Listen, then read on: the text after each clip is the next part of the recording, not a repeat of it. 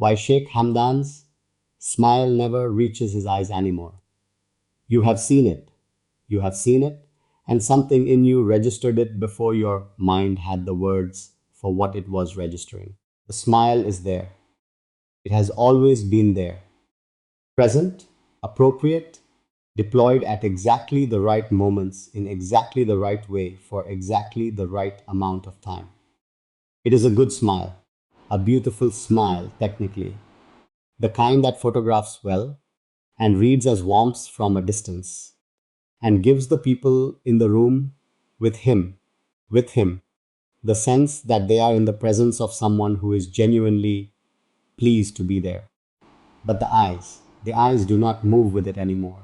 They stay where they have been staying for a long time now, slightly removed, slightly elsewhere, holding something that the smile is not connected to and has not been connected to for longer than most people who follow him have been paying close enough attention to notice. The smile says one thing, the eyes say another. And the distance between those two things is the story that nobody in the official version of his life has ever been asked to explain. A smile that reaches the eyes is not something a person can fake. That is the starting point for understanding what has changed. There is a specific muscular movement, involuntary, uncontrollable, produced by genuine feeling rather than by the decision to present a certain expression that distinguishes a real smile from a performed one. It is in the corners of the eyes, in the way the skin around them moves or does not move, in the quality of light that appears or does not appear in the eyes themselves when the smile is genuine. People who study human expression professionally can identify it in fractions of seconds. But you do not need professional training to feel it. Most people can feel the difference without knowing why. They can feel when a smile is real and when it is being offered rather than felt. And the people who have been following Sheikh Hamdan for long enough have felt the difference for years now, even if they have not always had the language to name what they were feeling.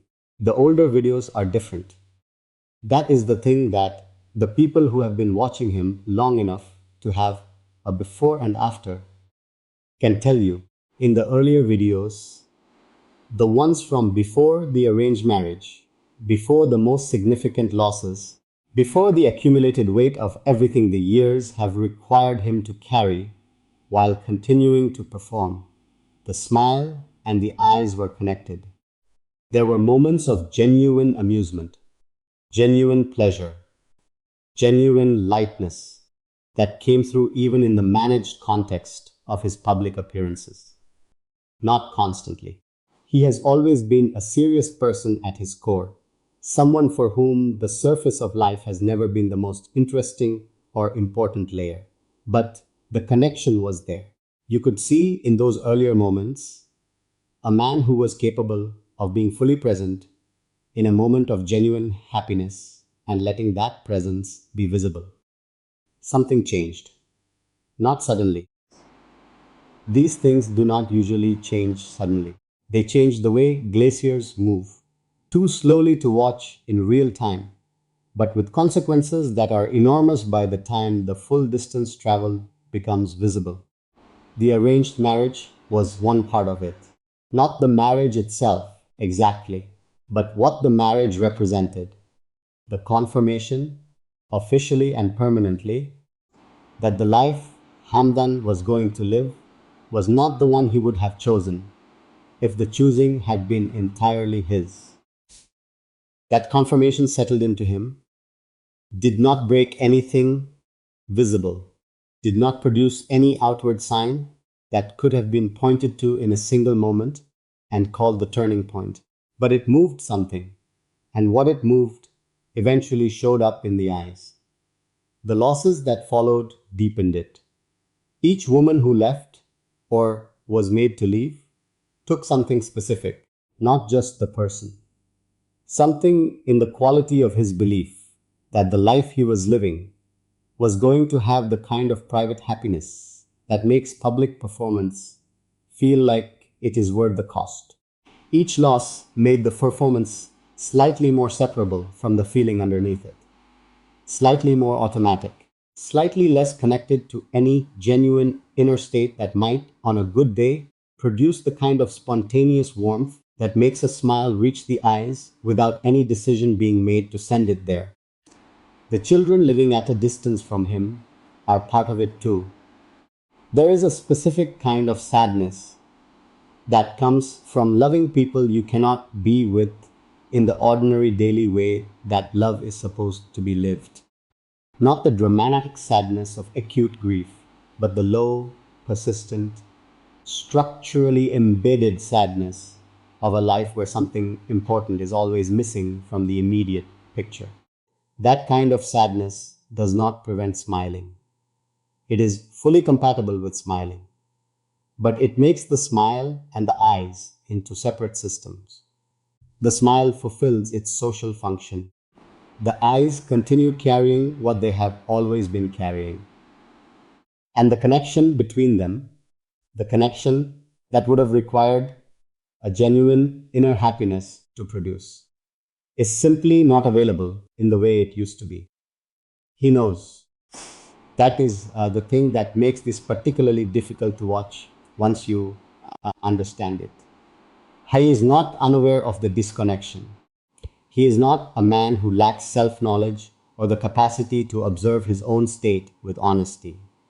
He knows that the smile and the eyes have separated. He knows that the people who watch him closely enough have noticed. He knows because the poems he writes demonstrate a level of self awareness about his own emotional state that makes it impossible to imagine him being unaware of something this visible in his own face. He knows, and he continues anyway. Because continuing is the requirement.